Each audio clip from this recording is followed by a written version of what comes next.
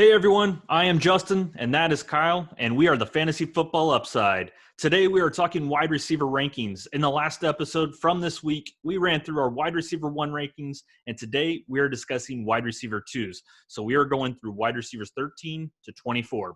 We are answering who you should target to fill out your starting lineup. Kyle? Before we get into that nitty-gritty on the wide receiver Mm-hmm. rankings, though, don't forget to hit that subscribe button and turn on the bell to get notifications so that you can get all the best fantasy football information and dominate your league this year. Mm-hmm. And while you're at it, don't forget to like the video, too.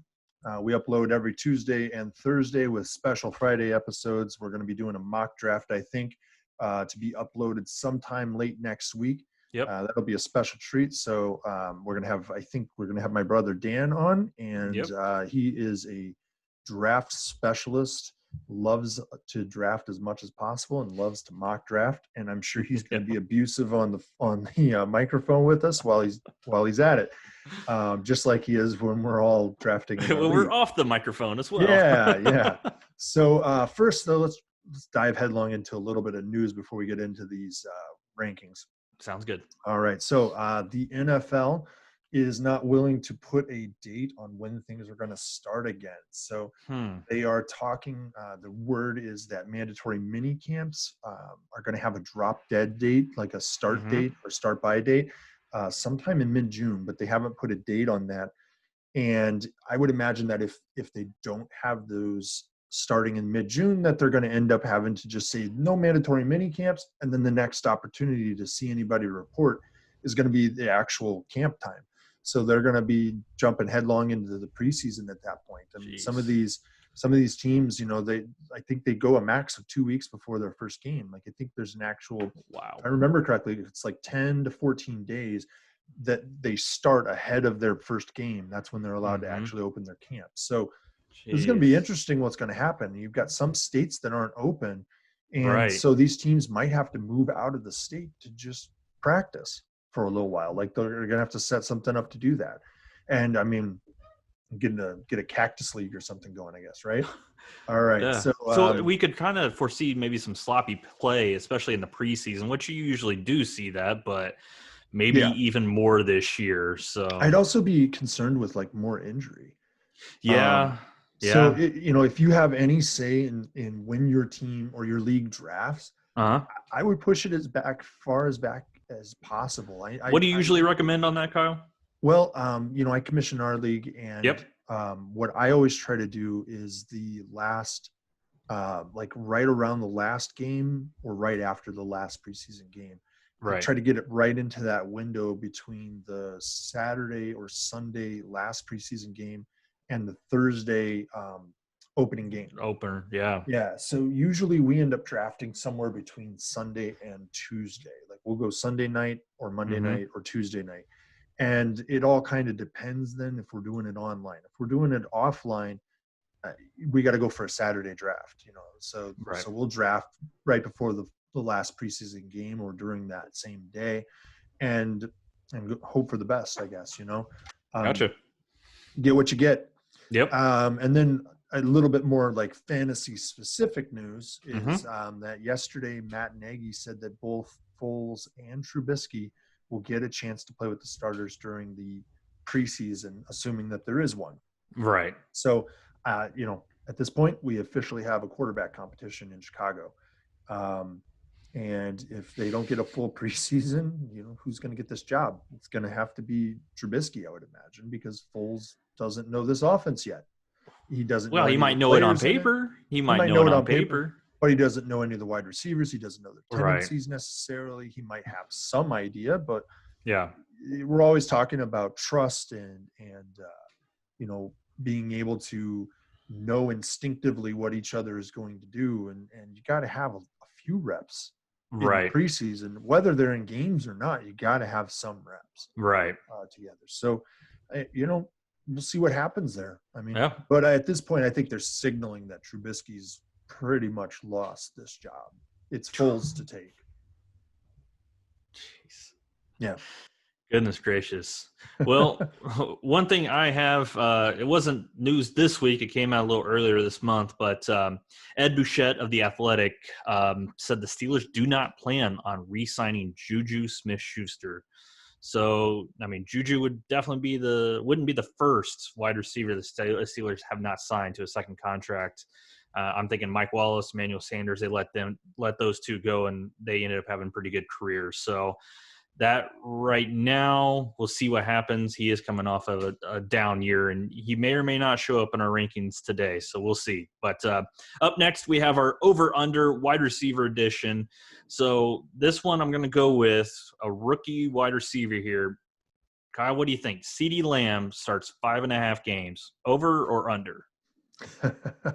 Yeah, I write this one and I get it, right?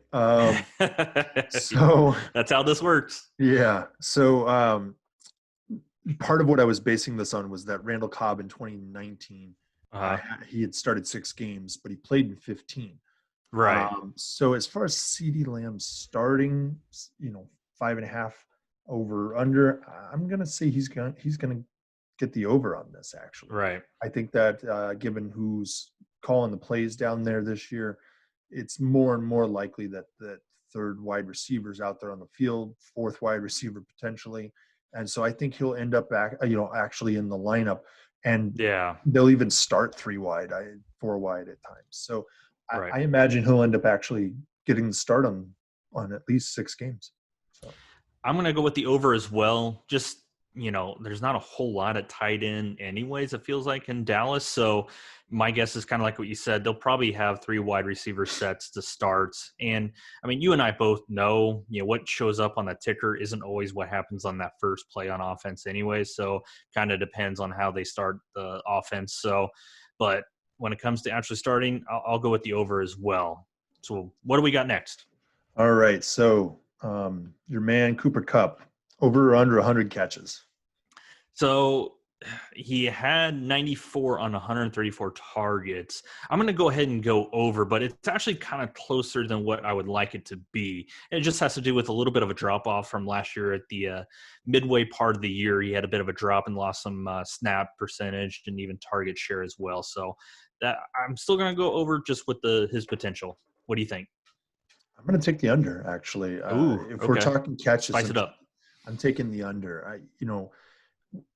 I don't have him getting over 100 catches, and I have him regressing a little bit even more here.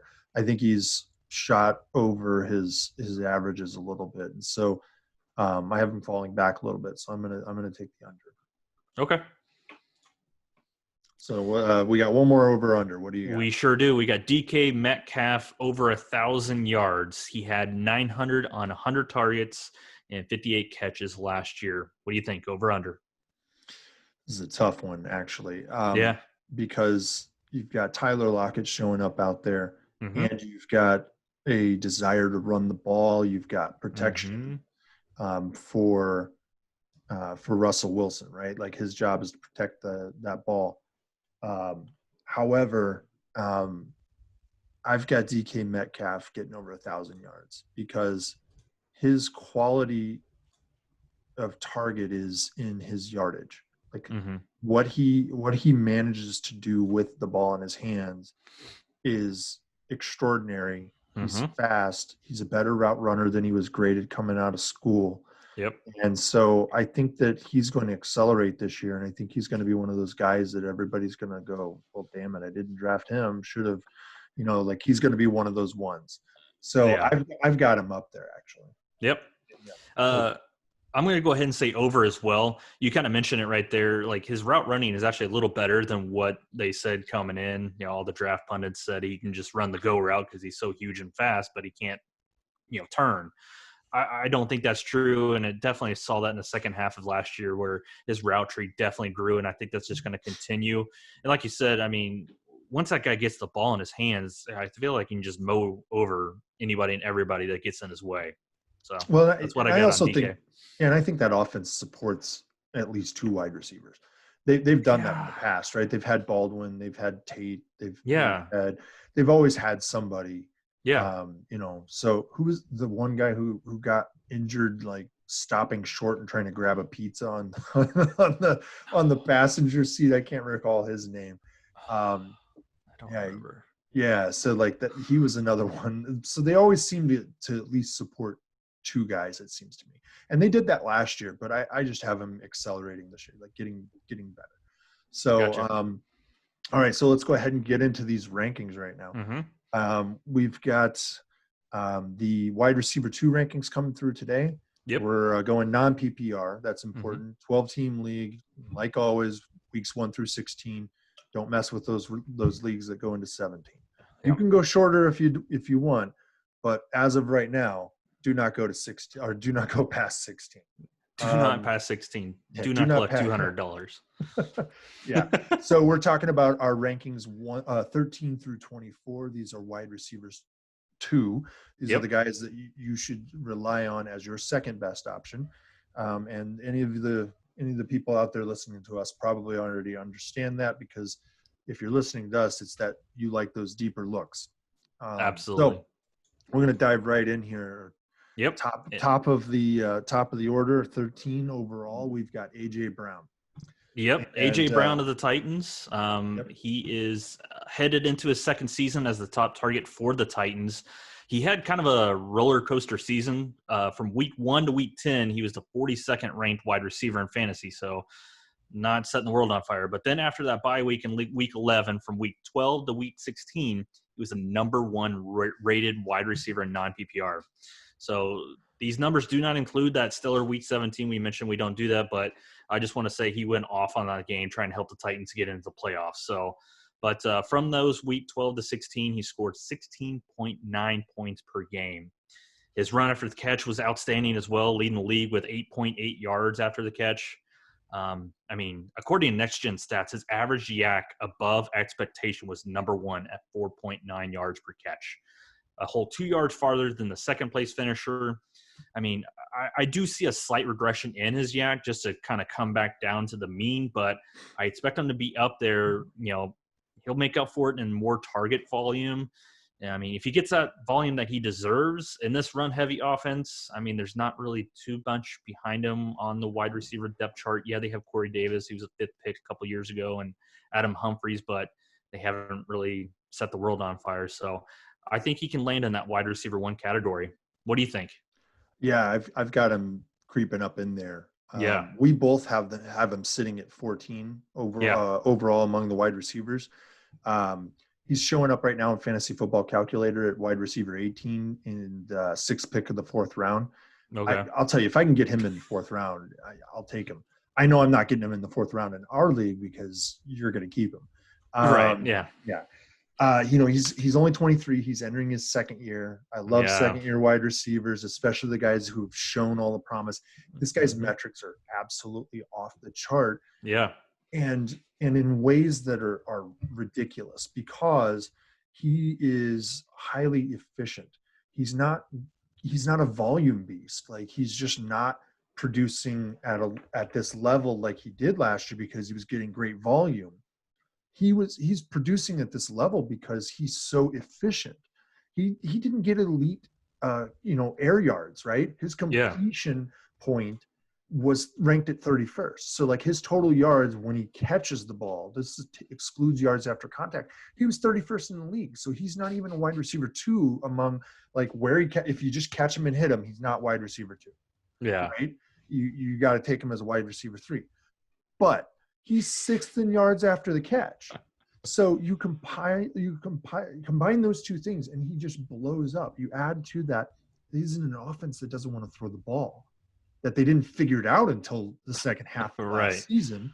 And that when they did figure it out, they figured out that, oh, hey, we have a friggin' beast in the backfield. Let's just hand him the ball constantly, and every once in a while we'll throw it to A.J. Brown. Well, A.J. Brown caught everything then, right? Yeah. And he's seeing, he's not getting secondary help over the top, all that sort of stuff, right? He's 3rd in yards per reception, 2nd in yards per target, 2nd in yards per pass route. And the QB ranks 3rd in the league when he's targeting A.J. Brown. So target the hell out of A.J. Brown, right? Sounds like he has some confidence in him. Yeah. So Yeah, I sounds like think that if Tannehill there's does. anybody in the wide receiver 2 rankings that we have right now who Hmm. will end up in wide receiver 1 territory, it's AJ Brown. And Yep. we've got him sitting right there. So I Yep. think it's a great opportunity. And hell, if you can get him in the 4th round, you better be taking him. If he's available in the 2nd or the 3rd round, you better be taking him. Right. Right? He could be Yep. your number 1 off the board wide receiver. Like Yep. for if you've gone running back, that's a great guy to target. So Absolutely. coming in at 14, we've got DJ Moore. What do you got for me on him? DJ Moore, Panthers. We talked about DJ in the last episode of the Upside. We see him finishing just outside the top 12 wide receivers, but as you see and hear, it is very close. I mean, we got him at 14. So DJ did find himself with a breakout season as he finished 17th last year in non-PPR after finishing 43rd as a rookie in 2018. When he is the target, he comes down with the ball. I mean, he only has 3 drops out of 215 targets in his career. I mean, I do, however, see 2 things that could potentially hold Moore back. The first thing that could hold him back is his lack of touchdown production. He had 4 last year and just 2 as a rookie. And the second thing that could potentially hold him back is the addition of another wide receiver in the form of Robbie Anderson. We mentioned that in the last episode. There are 2 things that should be in DJ's favor, though, as well. I mean, the first one is a major one, and that's the addition of an upgrade at the QB position. Teddy Bridgewater replaces Kyle Allen at QB for the Panthers. That's an upgrade. The second is his natural progression as an NFL wide receiver, and he's only going to be 23 for the entire year. Like, this is his 3rd year. So I think he'll flirt with some of those wide receiver 1 weeks in his 3rd year as he continues to improve. And he should finish as a high-end wide receiver 2. I got him at 13. You have him at 16. Give me some info on DJ Moore. All right. So he's coming in at wide receiver 32 on Fantasy Football Calculator. Pick 2 of round 7. So we were talking last time how like Odell Beckham Jr. was criminally ranked, right? This is even worse in my opinion because this is a guy on the rise. Yeah. You pointed out he's super young. He's entering his 3rd season. Last year, he was 8th in receiving yards and yards after the catch and 10th in receptions with Kyle Allen as his QB. Who? Yeah, exactly. Who? Right? He's getting a legitimate quarterback now. Yep. Who has proven that he can manage the top wide receiver in the league in Michael Thomas for multiple games last year and make him just excel. So that's just dumb. He was 25th in red zone targets. That's probably not going to change a whole lot because you've got Christian McCaffrey. Right. So his value is going to primarily reside in the yardage that you're going to get. And I would imagine you're going to hover around the same touchdown number as last year. I wouldn't expect to jump up more than maybe 2 touchdowns over the course of the year as a result because the Panthers are not going to be dumb. They know who they have. They know they have Christian McCaffrey. He's the number 1 wide receiver on that team. So even if they want to throw it, they're going to throw it to him in the red zone. Right. And you pointed out that the new QB coming in on this team, it's going to affect his value. It's only going to go up. Yeah. This guy's got really decent speed and he's got really good depth of catch. I see this being something like another really great opportunity. We both have him sitting, I think, right around 14. I think you have him at 13 and I have him at 16. Yep. And so he's gonna have a good year. Bank on it. And if you can get him in the 7th round, boy, you brutalize the toddlers that you're playing if that's happening in your league. So make that happen. Like I mentioned in the last episode, I think we're going to try to revisit some of these ADPs once we get a little closer to draft season to see if they kind of come back down to earth a little bit, but they have to be going somewhere, and we're going to kind of tell you which ones are good value and which ones aren't. Well, and once we finished our projections, and compiled our full draft kit with that, we're going to rework some of our stuff, but also the ADPs will have matured a little bit based on, more people drafting and mock drafting across the internet. And so a lot of this is going to change. And so here, number 15, another abusive draft rank here. I'm going to give you just the wide receiver number in the draft rank. Do it. Draft position. We got Courtland Sutton coming in on Fantasy Football Calculator at wide receiver 35. He's our 15. And he's coming in as pick 7th round, 12th pick. Last pick of the 7th round. Goodness. So what's your opinion on Courtland? Well, yeah, let me give you some info on Courtland, and maybe we'll be changing that on Fantasy Football Calculators. But he enters his 3rd year. I mean, he is that clear number 1 target for the improving Broncos offense. I mean, I'm assuming Drew Lock takes the next step in his progression. He looked pretty good there towards the end of the season. The Broncos did add a good amount of offensive weapons in the offseason. The Broncos got a steal, in my opinion, of wide receiver Jerry Jeudy at the number 15 pick. The Broncos also drafted another wide receiver in the 2nd round, KJ Hamler out of Penn State. And then they went ahead and added Melvin Gordon in the backfield in free agency. So these additions could potentially limit his ceiling a little bit, but I think he has such a good floor and should get a steady of targets. Kind of just like DJ Moore we just mentioned as well. Sutton is outstanding at not dropping the ball. He only had 2 drops on 125 targets last year. I will take that all day long. He also tied for 6th in red zone targets last year at 19. I mean, I'm sure the Broncos were just hoping that Sutton would develop into a number 1 wide receiver when he drafted him in 2018. And last year they proved that for sure. So he may not see like a huge increase in targets from last year, but he's going to get those red zone looks and a lot of downfield jump balls that he excels at as well. So draft Sutton as your wide receiver 2, and you should be happy moving forward. What do we have him as a rank, Kyle? All right, so we have him sitting at 15, but you've got him at 11. Yeah. And I have him at 18. Yeah. I see him as a wide receiver 2. I don't see him getting up there into wide receiver 1, and I'll give you a few reasons why here. I think last year he showed up as a solid wide receiver 2 in every category that matters, relating to volume and opportunity and targeting and all that sort of stuff. He was a number 2 and did not have a single wide receiver 1 result for the season. So if he's looking to take that next step, in my mind, the next step for him is going to be to start notching some of those wide receiver 1 finishes in specific categories. And my concern is that this offense will not allow that to happen. You talked about all the additions, but we can talk about who's already sitting there. He's going to solely be dependent upon Drew Lock's advancement.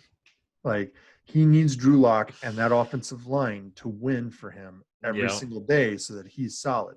They trade away Emmanuel Sanders last year, right? And you look through the statistics, you look through all the numbers, targets, the catches, the red zone opportunities, all that stuff.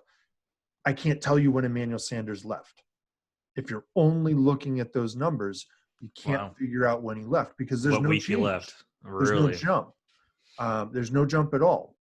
So that makes it difficult then to say, okay, well, now that he's going to have a full year without that guy and he's the alpha dog in the offense, he's going to advance. Well, he may not, because maybe Drew Lock can't really support that advancement. And now he's got all these other mouths he's got to feed. They're turning into the Cleveland problem, right? Just not known quantities. It's unknown quantities. And then from week 12 on, he finished inside of the top 36 only one time. So my concern, in fantasy points. So my concern here is that he turned in a wide receiver 2 year last year, and it was a convincing wide receiver 2 year. And my thought is that in the end, he's just a wide receiver 2. He has the physical assets that make you say, this guy could be a wide receiver 1. Right. I think everything around him is holding him back, unfortunately. And that's a testament to John Elway and his inability to do anything without Peyton Manning. So, right. Well, now you got me rethinking my rankings, man. So good job. Great job. This is what we're supposed to do right here. Yeah. Well, you know, I mean, I've still got him at 18. I've got him in the right. We're not. Too. I'm not saying don't go get this guy. Again, it's bad that he's sitting at the 12th pick of the 7th round. That's dumb.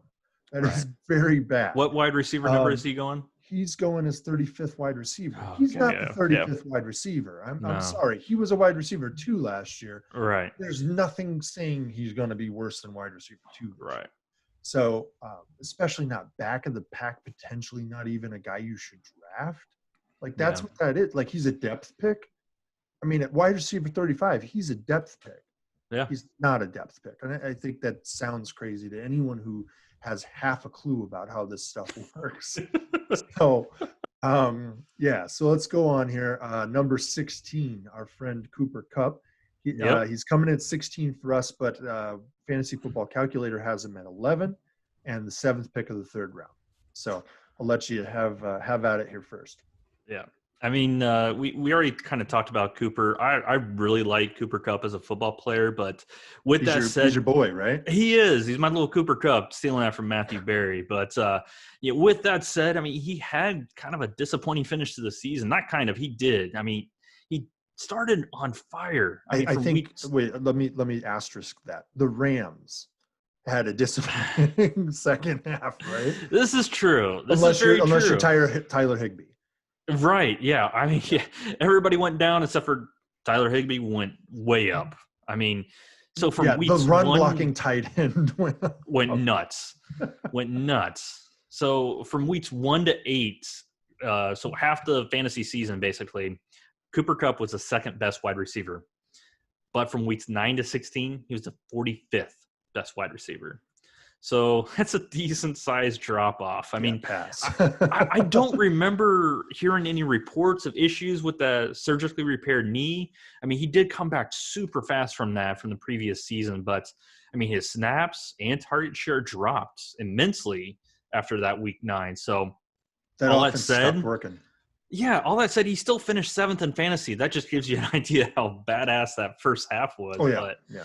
I mean, one of the reasons for that potential drop in volume, and it would probably have to do with the emergence of Tyler Higbee that you mentioned. And, the Rams playing that 2 tight end sets. I mean, that kind of led Brandon Cooks and Robert Woods being on the field instead of Cooper Kupp. So, I mean, Cooks is, he went bye-bye. So maybe that will lead to Kupp playing on the field in their 12 personnel package. So, I mean, 12 personnel package is 1 running back, 2 wide receivers, and 2 tight ends. So, I mean, you kind of mentioned it as well whenever we did our over-under.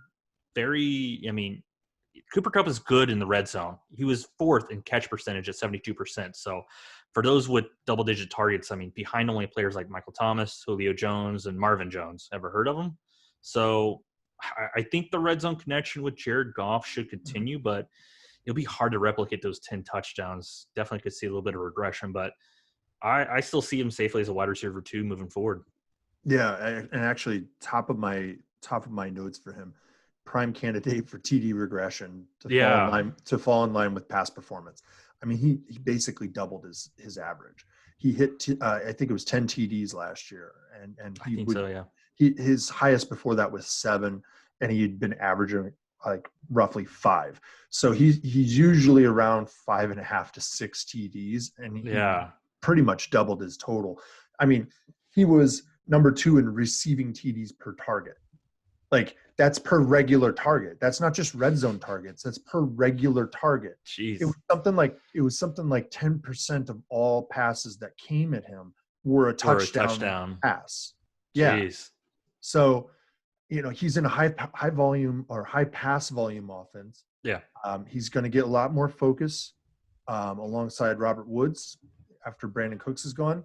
And after they decide, maybe throwing to tight ends all the time is not the right move. Mm-hmm. I really think that boiled down to they were having line problems and Goff wasn't reading the offense correct. I really don't think it had anything to do with the quality of pass catching that was going on. Obviously, he was blowing the field up, man. He was going crazy. All the while, Robert Woods was going at Robert Woods' expense, which was brutal to watch if you were a Woods owner. Brandon Cook, well, like, that's the thing, is they both flipped it, right? Yeah. But then Brandon Cooks was non-existent last year. Like, there's a reason he's been on, I think he's on his 4th team in 4 years. 4th right? or 5th or something like that. Yeah, something man. crazy. Like, I think he's the most traded player in the history of the NFL or something like that. Within so many years, I would assume that's probably a record. Yeah. So enjoy that record, buddy. Yeah. So Cooper Kupp finished at 7th in points per game, fantasy points per Yeah. game last year. I'd be willing to take him in the 3rd round, which is where he's showing up, but I prefer to see him fall into the 4th round for me. I don't imagine I'll be able to get him in the 4th round. I bet that somebody's going to take him higher than that. I would not be surprised to see somebody reach for him in the 2nd round. We've got him as a wide receiver too. We've got him, in the first third of our wide receiver 2 category here. Yeah. And if he shows up like he did at the beginning of last year, there's no reason to suspect that's a wrong move to take him in the 2nd round. I just think that there's a lot better quality that is available ahead of him right now. A lot more reliability, and an offense that you don't know what's going to happen with this one yet. Right. They may decide that they are going to run like crazy and run 2 tight ends and all that sort of stuff. So it would be very bad. It'd be a bad move on their part, but I don't. It would be bad to draft him, with your 2nd round pick, and then that's what happens to the offense. Yeah, and I don't have Sean McVay's phone number, so I can't tell him what to do and not to do. So, I mean, you don't? Dang, I don't. You should. Yeah, well, yeah, I'll reach out to Roger and see if he can hook me up with Sean's phone number there. There you go. Yeah. All right, let's move on to our next guy. Another one of your guys here. Absolutely. Yeah. I love our number 17 player, JuJu Smith-Schuster. I love him. I just want to say that wide receiver 2 for us kind of really filled out as like, here's a Justin guy, a Justin guy, a Justin guy, a Justin guy. I think it's because a lot of these guys are edging towards the question mark and edgier, riskier pick area. Yep. And you and my brother Dan both like to hit on those ones that other guys thought they're past their prime or they're falling apart. Right. You guys get it right because you took the risk. Well, it's also one of those things when whenever we get into our draft strategy episode that we're going to do, I'm a big fan of getting wide receiver 2s and wide receiver 3s to fill out my roster instead of getting that wide receiver 1. And it just has to do with probably me just going heavy running back. So that is definitely something we'll probably get into. And that's probably why you see a lot of these kind of guys that are, my guys do fall within this range. So, JuJu is my guy, but man, he had a rough year in 2019. So, he exploded in 2018. He finished 9th overall, but he regressed all the way to 62nd last year. So there were a couple reasons for the regression. First and foremost, was the loss of Ben Roethlisberger in week 2. And the second was JuJu dealing with a knee injury as well. So for most of the year, he was dealing with that. But both of those players presumably returned to full health. I don't know if you saw the Roethlisberger hype video with you shaving his beard and all that stuff. So I didn't. I avoid all things Roethlisberger though. So oh boy, we should just stop now and just watch that video for you. No, I have quite the negative opinion about Ben Roethlisberger that has nothing to do with football. So as I am sure many people are the same way. Right. So yeah, I have a very untoward nickname for him. I'm not going to say right now. But. For good news for you, there may not be too many years left for Big Ben. So he was drafted with Eli and Phillip Rivers. So, and Phillip Rivers. So yeah, you got to imagine it's got to be like 1, maybe 2 years left on his. Maybe. What I'm saying, if they look healthy in training camp, there's no reason to think that they'll. Both of them will have bounce back years. So, yeah. As mentioned earlier in the fantasy news segment, there was a report that came out earlier this month stating that it's unlikely that the Steelers, re-sign JuJu to a long-term deal. So the season is his contract year, and I don't want to beat a dead horse, but I love me some contract year, players. It just, he has a lot of motivation to prove that 2018 was not a fluke.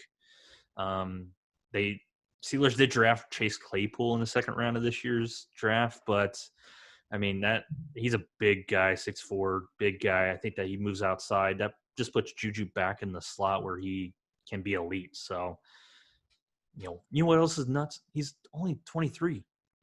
This is his 4th year. So I think he has that wide receiver 2 with upside. What do you think? Well, I was just going to look up some of the guys on the roster here now, and he's got some competition coming up behind him. He So does. that's my concern with him. Yeah, he In does. part.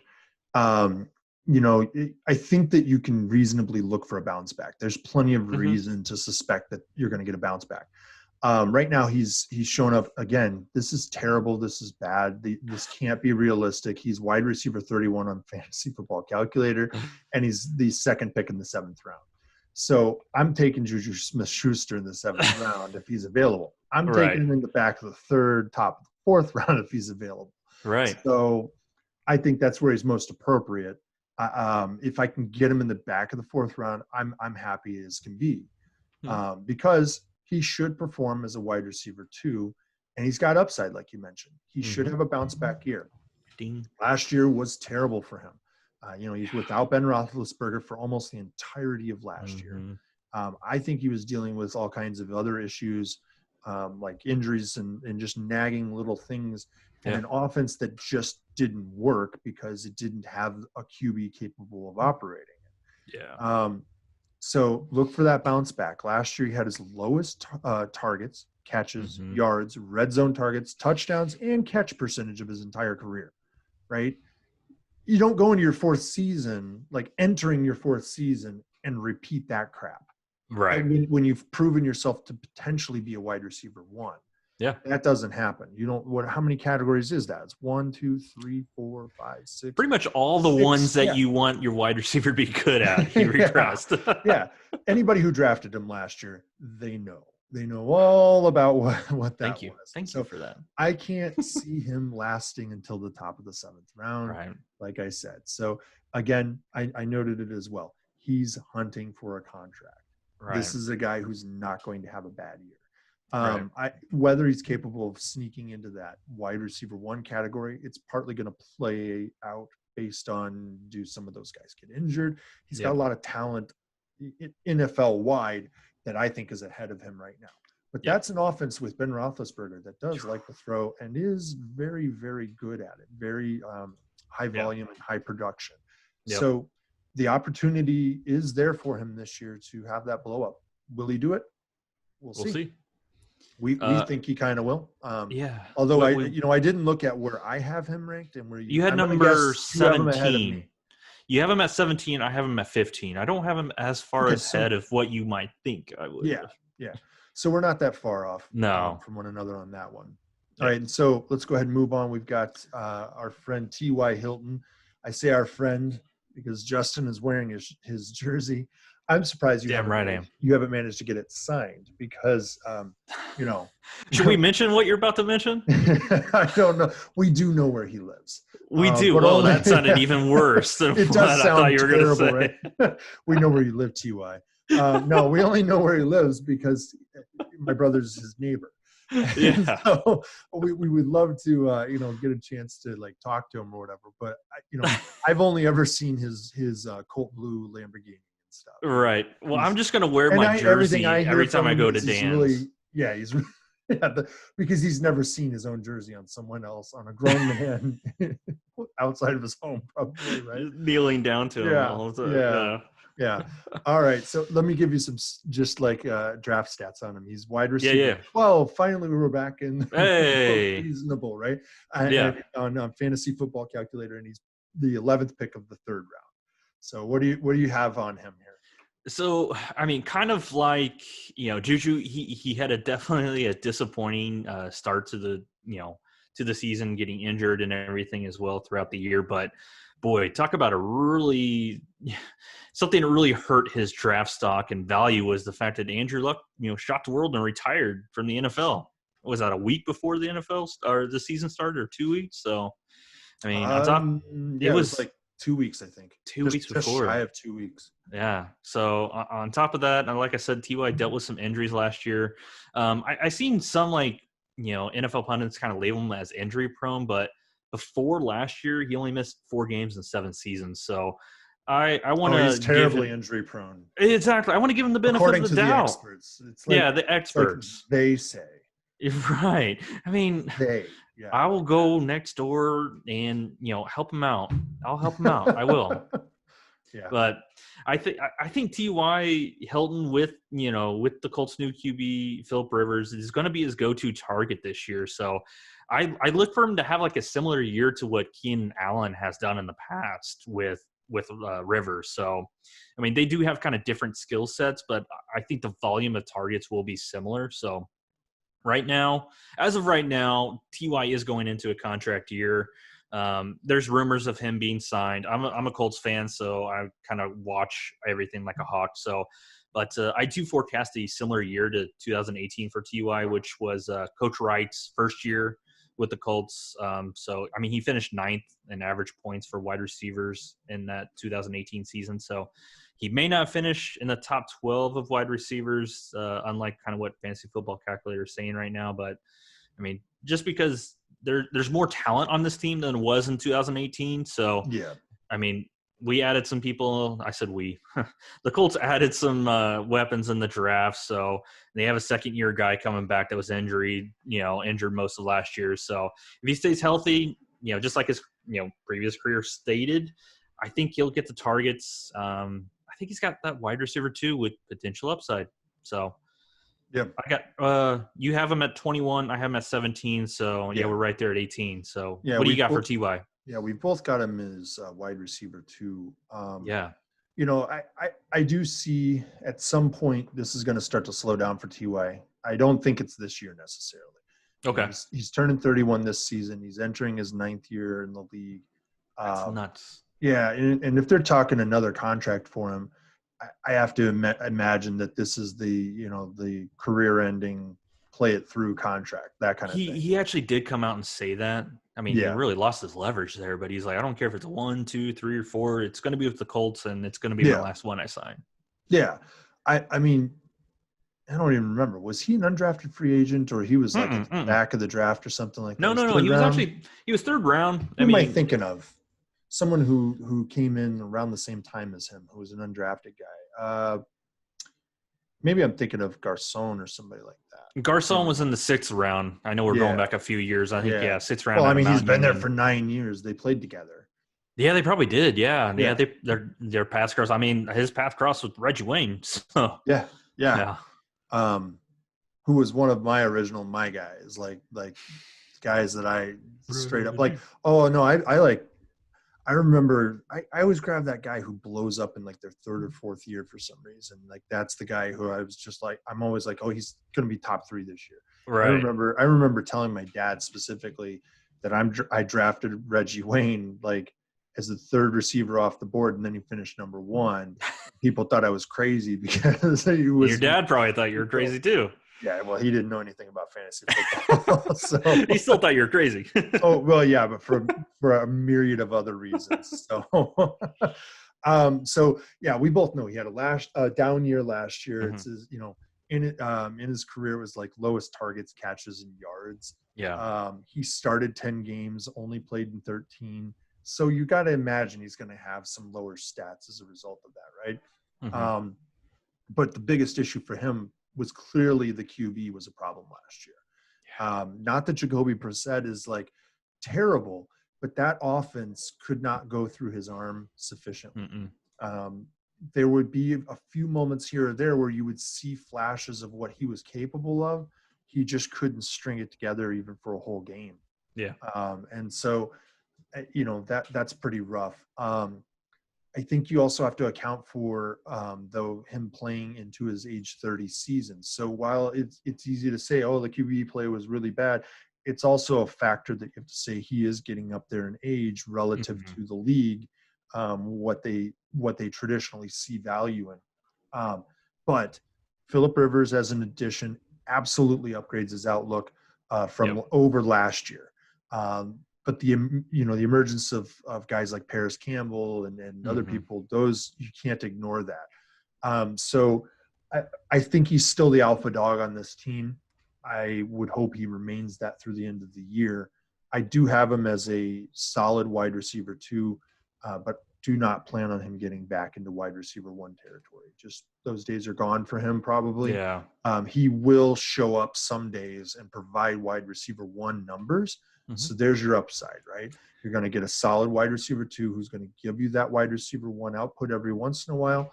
You're also going to have a few games where he just isn't there. And maybe the injury problem is something that persists now. He may not have had a history of it, but it might persist now. I don't know. I can't predict that, but I'm just We should wondering. ask him. We should ask him. We can ask him. We can do that. All right, coming in at 19, we have Robert Woods. Yep. He's showing up as wide receiver 21 on Fantasy Football Calculator and the first pick of the 5th round. So last year, I think he was falling squarely in the 4th round, 3rd or 4th round regularly. So that offense is quite different this year. Yeah. So, I mean, Robert Woods he's one of the more unheralded wide receivers in the league. And, I mean, even on his team, we already talked about Cooper Kupp before this, but, this guy has straight up produced since signing with the Rams in 2017. So, Woods is the same guy that finished 8th in fantasy in 2018. He did drop to 24th last year, but I'm going to put a good amount of blame, on the anemic Rams offense. You mentioned the offensive line when we were talking about Cooper Kupp. So, they had to probably throw it a little quicker. So, Woods plays on the outside. So, I also think Woods will benefit the most from Brandon Cook's departure. And, Cook's leaves 72 targets behind. So, he's probably going to get a few of those. He ranked 8th in targets last year, 139. And I actually think 150 targets are not out of the question for him this year. So, if Woods has that many targets, I will assume his touchdown potential does increase. He's not really known too much of touchdowns. He had 3 last year. He had 7 in 2018. So he could have a massive year for the Rams if they get their stuff back together. So my rank showed that even though I like Cooper Kupp, I think Robert Woods is going to have a better year. So I actually on this one I had him 20. You had him 20, and I think Cooper Kupp I had him 21 in my personal ranking. So that hurt me to do, but that's where I had him. What do you got on Robert Woods? Yeah, I actually had Cooper Kupp at 10. I think this offense is coming back. Yeah. And I think Robert Woods is going to be a big beneficiary of that. There are a lot of factors going into last year when they were having trouble that really negatively affected him in particular. It also affected Cooper Kupp to some extent when they made the change to the tight end centric offense. But before that even occurred, Robert Woods was non-existent in a lot of respects. I don't think he even had a red zone target until like week 10. It was insane. I drafted him in anywhere I could as long as he was in the 4th round for me, because I looked at him as Mr. Reliable, high volume, high opportunity, great hands, just a solid, consistent guy is what I was looking for in that area. I was willing to take a little more risk at the top end of my wide receiver category with guys like Tyreek Hill or Amari Cooper, those sorts of guys who are going to be a little bit more boom or bust. I didn't imagine Robert Woods was going to be like that for me last year. If I can take him in the 5th round this year, I'm going to. This is one of the ones, though, that I can see some people pushing him further down the board, actually. Really? I think that he will be available in the 5th round. It does seem a little bit out of sorts with where we've got him ranked. But it's not entirely inconceivable because I think that people are scared off by what the Rams did last year to their offense. Do you blame them? Well, they just decided, well, this isn't working, so let's just change it all up and let's let Tyler Higbee go out on 60%, of his plays. He's out on a route. He's a blocking tight end.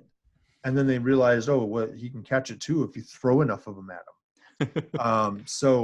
I said the loss of Brandon Cooks is going to benefit Woods the most, but the emergence of the tight end game is troubling at times for him because he is a possession style receiver with downfield speed. So he is going to fight for those contested balls a lot. He's going to play with, over the middle a lot, and that's competition with the tight end. So he is going to lose out a little bit on that. But I would confidently take him in the 4th or 5th round, and I'd be pretty proud of stealing what I believe is a high-end wide receiver 2 that late. So, that's what I'm looking for. Absolutely. The last 2 seasons before last year were really solid for him related to targets, catches, yards. But last year in particular, the TDs were just missing. So yeah. So you could, he was turning in wide receiver 1 and 2 metrics in every form except for TDs.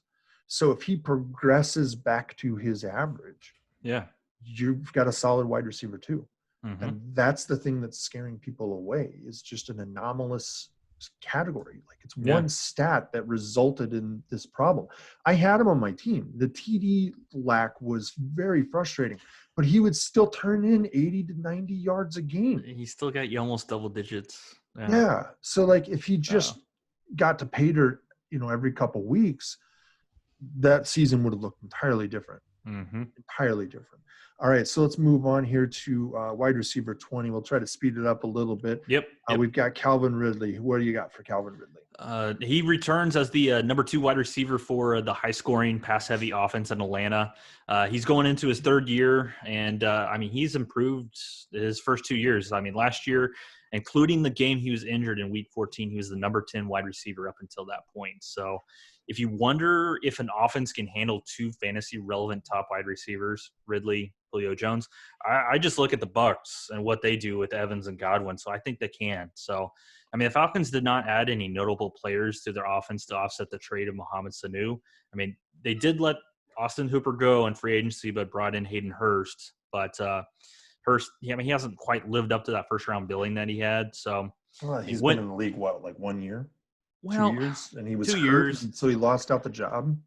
Well, they have like 5 tight ends, and they couldn't beat any of them out for the Ravens. So that's what I got to say. If he's going to be traded that early, something's not quite right. But, when Ridley is on the field, he's proven to score the ball. 7 last year in only 13 games and 10 in his rookie year. So maybe, maybe this continues. Maybe he can keep it going. So I think he could have a really good year this year. So I got him at 22. You got him at 19. What do you think? Oh, yeah. This is a guy that I would love to get in the 4th round, which is where he's going. Is that what we got? Right now. He's going in the 4th round, middle of the 4th round. Absolutely, this offense can sustain 2 wide receiver 1 caliber guys, in my opinion. Easily a wide receiver 1 and a 2. They're the number 1 pass throwing offense in the league last year. They throw the ball more than anybody. 50% of them go to the tight end. That's just Dirk Cutter. That's what's going to happen to you. But there's still going to be a high volume available for Ridley. I would look for that volume to remain steady, and bet that you're going to see even more red zone targets and TDs this year. He's got TD progression potential here. I think he does. In an offense that wants to throw first for the touchdown, right? His upside is that Julio is getting older, and he also has the trust of Matt Ryan completely now. So he's got a great opportunity to do what I think that the Falcons drafted him to do, which is to eventually take the spot from Julio Jones. Julio Jones just isn't letting go because he's friggin' beast, right? But at some point that mantle is going to slip, and it's going to fall to Ridley, in my opinion, and he's primed for it. That first year, I remember he had some injuries here and there that he was dealing with, and it was the same time that Julio was dealing with injuries. So that offense just kind of struggled in that first year. But last year, he put all the pieces together, and he had a great year. With him, you're going to get a great wide receiver 2 with the potential for a major breakout into wide receiver 1 status if anything hinders Julio. So if Julio misses time, Ridley is going to step up, and he's going to show up for you as a wide receiver 1.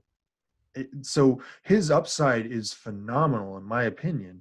And I'm not just saying that because, we're the fantasy football upside. I'm saying that because he legitimately has that. So, I've got him ranked a little bit higher than you do, a little bit better than you do.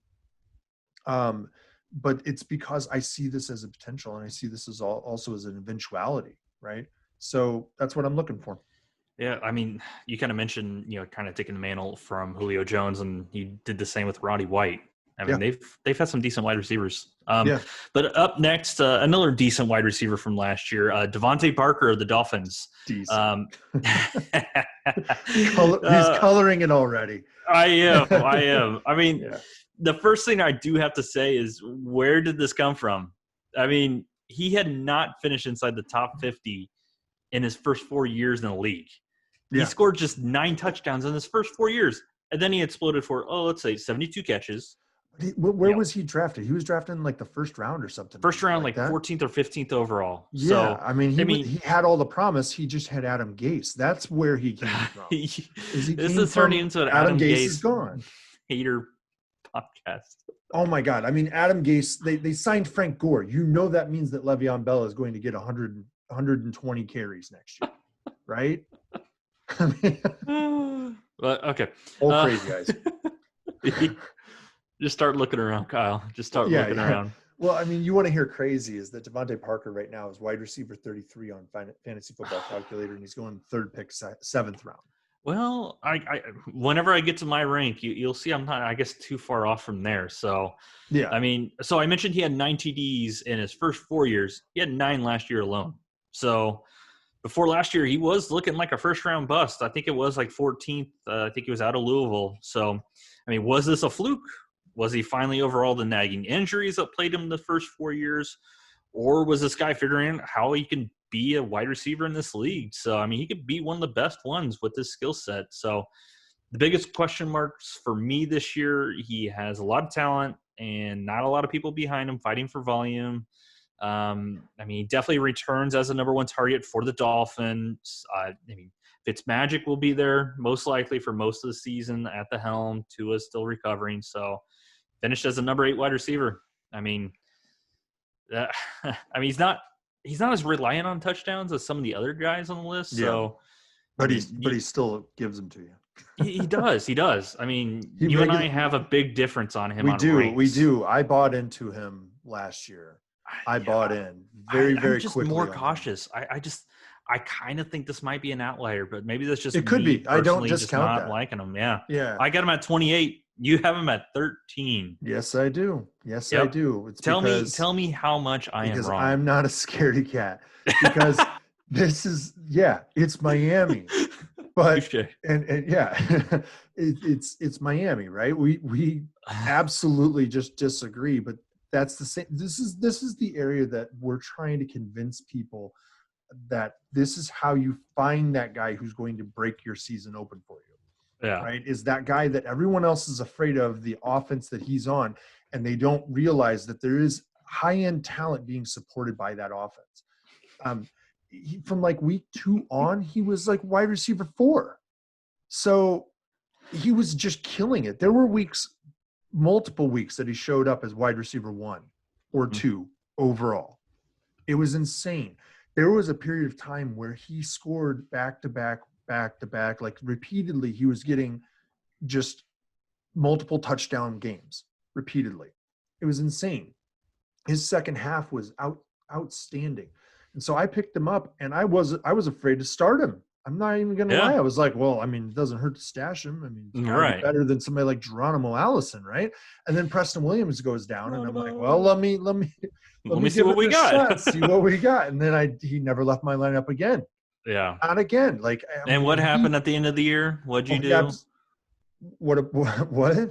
No, so you won the league, yeah. Oh yeah, no. He scored 2 TDs for me in our championship game in the space of 1 quarter. He showed up and he had like 106 yards and 2 TDs in 5 minutes into the game. It was just insane. So I think it was the championship. It might have been the first playoff game that I was in, because he helped get me a bye as well. This is just one of those guys that it's like, whoever picked him up, like, look, I didn't have Lamar Jackson. I didn't have Christian McCaffrey. Right. I didn't have these guys that are like on everybody's championship roster, right? Right. That I had an injured Mahomes, an injured Tyreek Hill, a falling apart Amari Cooper, and this guy became my wide receiver 1. You became one of your best players. Yeah, he became my most reliable player. Other than I also had Dalvin Cook and Aaron Jones, so I had some Forgot to depth mention there. those. Yeah, well, doesn't make me look as good, right? So, so look, last year his performance is undeniable. He was on an offense that had the 5th most pass plays in the league. Ryan Fitzpatrick, you can't deny, is going to throw the crap out of the ball. He's just going to throw it until the seams start falling off. And he's going to throw it at guys who are going to get mauled and destroyed, right? This guy catches contested passes like nobody's business. That's another thing that was working for him. So do I expect his volume to drop a little bit? Yeah, probably. You got Preston Williams coming back, right? Mm-hmm. But when Preston Williams went down, he only garnered about 2 passes a game more. So his volume didn't increase. He was still getting, before then, he was still getting around 9 targets. His targets went up from 9 to about 11. So, he was also covered constantly. So he was getting brutalized. He got injured actually toward the end of the season as well. He was 8th overall in contested catches. So he was getting hit a lot, and he was still securing that ball. So I'm a believer in this. I know people still don't believe in Miami's offense, but you cannot deny DeVante Parker. Megatron was on some terrible offenses, but you can't deny that he was amazing, right? I'm not saying DeVante Parker's Megatron. Nobody's Megatron. But I am going to say that a bad offense can sustain a wide receiver 1 who is an elite wide receiver 1. And he showed it last year. That was a bad offense, and a terrible offense. It was him and Mike Gesicki. That was it. And Mike Gesicki only showed up a couple days. That was it. So, look, there are players who are going to make a difference for you year after year. And while we've been talking about all these bad draft rankings and ADP and all this sort of stuff, I buy that this is what his ADP really shows up as. Mm-hmm. So, look, he's showing up in 7th round, right? I'm going to take him happily in the 5th round. I think you'd happily take him in the 5th or 6th round as well. So 7th seems egregious to me, but I bet you that he falls further down the board because it's Miami. Yep. So, all right, let's jump ahead here. Yep. 22, Tyler Lockett. He's wide receiver 15 on Fantasy Football Calculator, but he's our 22nd, showing up first pick, 4th round. What do you have on him? Last year was the first year that Lockett entered as the number 1 wide receiver for Seattle. I mean, that's even after Seattle did draft DK Metcalf in the 2nd round of 2019. So he did play through an injury mid-season. So, I mean, I think the results, prove that Lockett could still perform as a number 1 in that offense. I want Lockett to finish the year as strong as he started the year. So in weeks 1 through 9, he was the 9th ranked wide receiver. But from weeks 10 to 16, he is a 58th best wide receiver. So, I mean, was this due to the midseason injury, or was it due to the emergence of the big son of a gun, DK Metcalf? So, I mean, workout beast. Oh my gosh. It makes me look like a little bitty guy. But even given his size, which is not quite like what most NFL pundits think would be conducive to scoring touchdowns, he has 18 in the past 2 seasons. That ranks 2nd. So I think he will continue to be Russell Wilson's top target and give you wide receiver 2 numbers. I mean, the Seahawks should be throwing the ball more this year, and I think Metcalf and Lockett can both put up fantasy numbers in this offense. So I got him at 19. You have him at 24. What do you think on Tyler Lockett? I'm predicting that he's going to be wide receiver 2, pushing into wide receiver 3 territory potentially. Okay. Last year you had injuries to the running back position. Mm-hmm. You had all kinds of ball security issues with the running backs. So that led to an increase in volume for passing in an offense that's atypical for that coach. Pete Carroll does not want to have that ball thrown unless they're inside of the 1-yard line. Then he wants to throw it repeatedly, and Tyler Lockett appears to be the guy. Is that too soon? Yeah. In my opinion, 2019 is actually an anomaly for him. It was his first year over 1,000 yards, first year over 71 catches. He had 1,057 yards, 110 targets with 82 catches. he had never had more than 80 targets. So to me, this is an outlier. He's entering his 6th season. He's a known quantity at this point. Right. And I think that the stats you can imagine seeing are going to be the stats that are more like the years prior to 2019 and closer to his average, but probably better than his average, because this offense is going to have to throw the ball a little bit more than they would prefer, but probably less than they did last year. I mean, they do have Carlos Hyde, so, it's going to be all roses for them, right? Right. Yeah, so with an ADP showing up right now in the round 4, I'm probably passing. But I'll start Okay. considering him at the top of the 5th round. But that kind of depends on who's falling down the board too. So he's not going to be a major target for me most of the time. It's just like New England. I avoid their running backs because it's really hard to tell what's going to happen with them. San Francisco's turning into that with running backs as well. And wide receivers in Seattle, it's just, the last one that, in my opinion, was worth drafting was Golden Tate. And as a Packers fan, I can't do that. So. You should. So, all right. Let's move on to number 23. We've got Keenan Allen. Yep. Keenan Allen of the Chargers. I mean, there's a lot of uncertainty for Mr. Allen headed into this season. I mean, since being drafted in the 3rd round of the 2013 draft, Phillip Rivers has been his quarterback. So, I mean, that Rivers and Allen connection was amazing on the field. And sounds like a vaudeville show or something. Rivers and Allen. Comedy duo from the 30s, from the when the talkies were just starting. Well, that must be must-watch TV, because I did like watching Chargers games just to see that Rivers and Allen connection. So, I mean, he finished as an 18th wide receiver last year.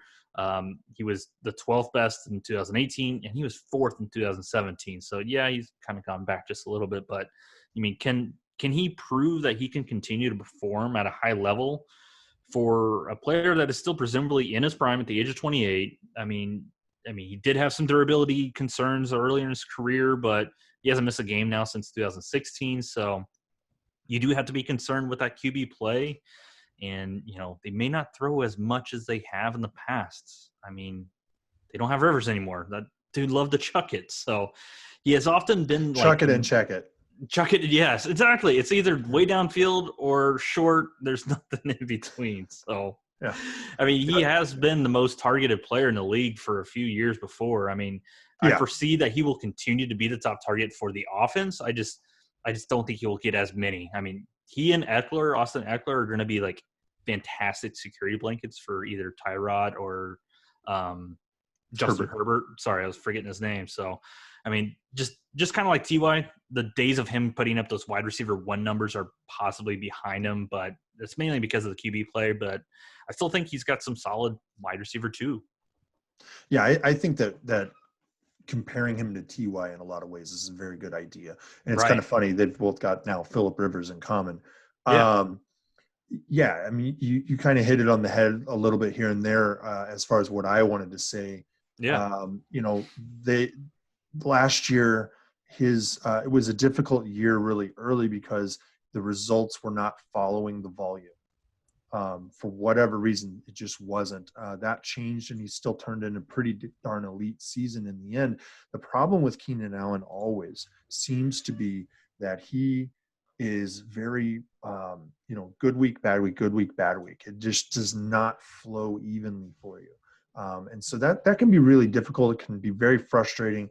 And, with a guy who's capable of putting up a wide receiver 1 week for you, it's very hard to rely on that, because he could show up a wide receiver 1 and then not even be like a wide receiver 4 or 5 the next week, just completely disappear. I don't really understand it either, because it's not as though he doesn't get a high volume of targeting. He absolutely did with Rivers. So the problem now here is that he's lost Rivers, and there's a lot of people already saying, hey, the best bet for a bust in this draft is Justin Herbert. I think that's draft slot more than it is actual talent or concerns for what he's capable of. I think it's more whether or not he should have been drafted where he was drafted. I forget where he was. It was like 10th or something maybe. But this offense, it's going to produce at some level. Eckler is extremely talented, and he's going to produce. Mm-hmm. And Keenan Allen is extremely talented. He's not over the hill. He's just performed so well for so long. He's performed as an elite wide receiver in this league for so long that people are anticipating the decline. But you've still got a couple of years potentially before the decline occurs. Tyrod Taylor can't throw it as deep as Phillip Rivers, but he can at least find the guys who are open. So I imagine Tyrod Taylor is going to start this, and he'll be just fine. They're going to be able to at least return one player who results in a wide receiver 2 value, and there's only one on the team who's going to do that. And that's Allen. So don't be afraid to go after him in like the third or fourth round. I think fourth round's really the area that you would love to target him, but he's a solid wide receiver 2. Who's falling back potentially towards wide receiver 3, but he has the ability to show up for wide receiver 1 weeks. So go ahead and go pick him up. Just make sure you don't overspend on him. Yeah. All right, and then this was real quick. This was one of those big gaps as well. I have him at 18. You have him as 30, and kind of makes sense after we just said. So what do we get at 24? All right, so 24 we have Stefon Diggs. He is. Let's see here. I think he's wide receiver 26. Let me double check that.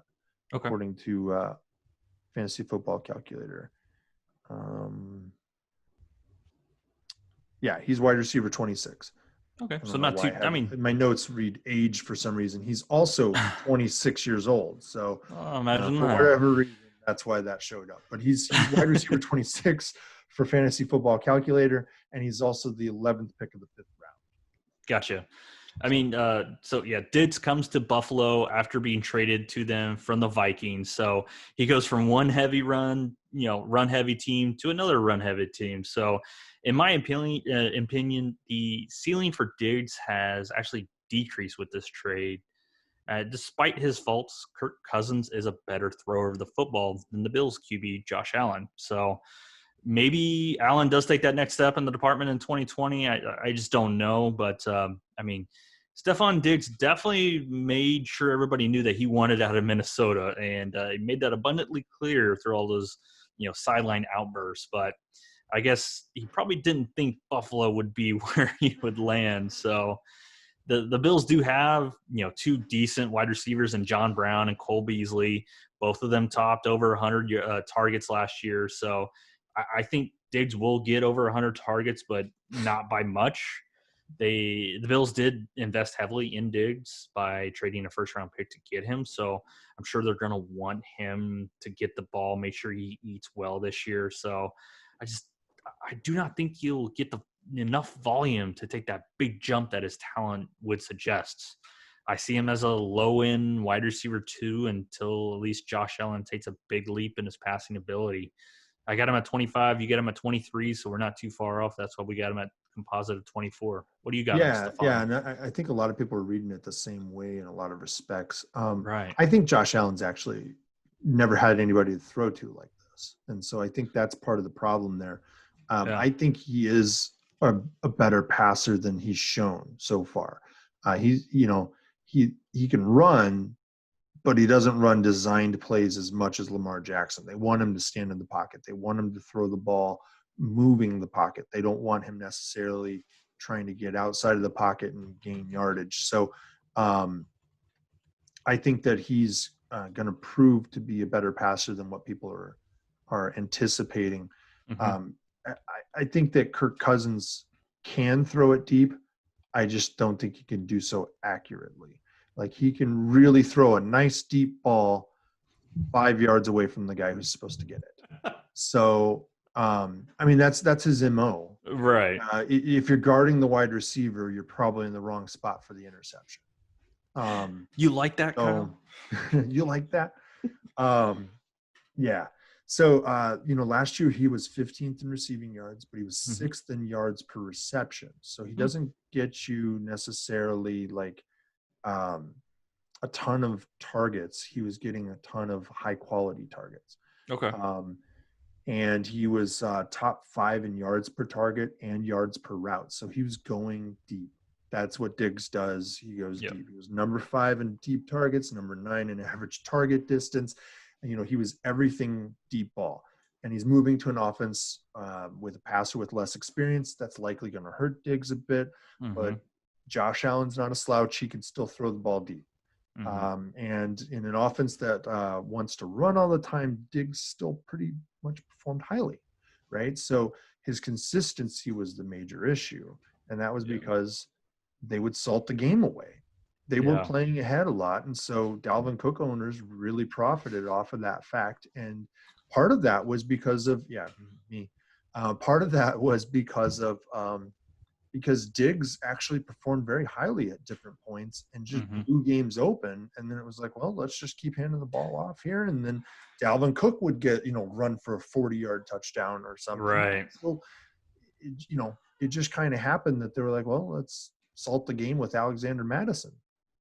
So I would consider him a volatile acquisition. That's why he's the back of my wide receiver 2 rankings. Not because I don't think he's capable of being a wide receiver 1. My concern is the same thing I had with Keenan Allen. I see somebody who is very volatile.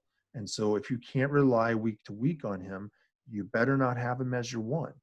So at the back of the 5th round right now, that's a great value pick, but I would look for him to disappear from most drafts, probably by the 4th round when draft time starts to roll around. ADPs may not show that, but I think a lot of people are going to see him as a value pick because they see him as someone who did perform and performs at a high level when he blows up. And so that's going to be. He's got the name. He's got the name. Yeah, he's got the cachet. So I think that's still going to show up, and he's going to get a lot of pickups as a result of that. And so I think he's going to creep up the board from the 5th round, and he'll find himself somewhere in the back of the 3rd to the middle of the 4th round. If you can get him in the back of the 4th round, you're doing a pretty good job, I think. If you can get him in the 5th round, you're doing a great job. So, all right. So that's it for wide receiver 2. We've gone ranks 13 through 24 of our wide receivers. We're going to try to hit on the rest of our wide receiver rankings tomorrow. We're going to hit wide receiver 3, so 25 through 36. And that hopefully will get everybody through the heart of the draft before they start getting to the picks about the complicated, well, who do you value, this guy or this position or this position, right? Right. So you can find us on YouTube, which is where you're finding us right now, at the Fantasy Football Upside. Our Twitter handle is at @FFB_upside.